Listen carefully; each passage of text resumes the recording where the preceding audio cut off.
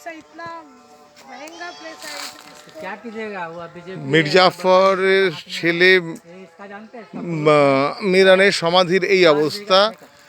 এখানকার স্থানীয় লোকেরা বলছেন যে এর সমাধিতে হিরে জহরত সোনা সব ছিল, সেগুলো লুটতরাজ হয়ে করাছি যখন তখন ভেঙে সব ভাঙছে, কিন্তু তারপরে এটা আর কোনো রকম মানে উদ্যোগ নেওয়া হয়নি, না স্থানীয়ভাবে বা সরকারের পক্ষ থেকে এখানে কোনো কিছু উদ্যোগ নেওয়া হয়নি।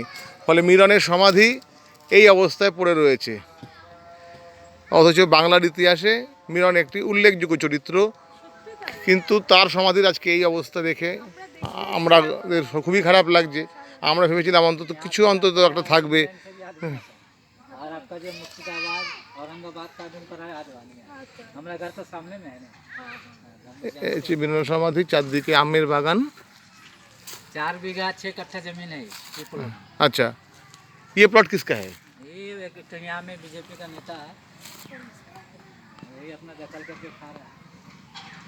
इसीलिए नहीं बनने दिया शायद। हाँ, वो तो बोलता है कि जेसीबी से इसको खाल के लेके जाओ, लेकिन हम लोग खाने नहीं दिया। नहीं क्यों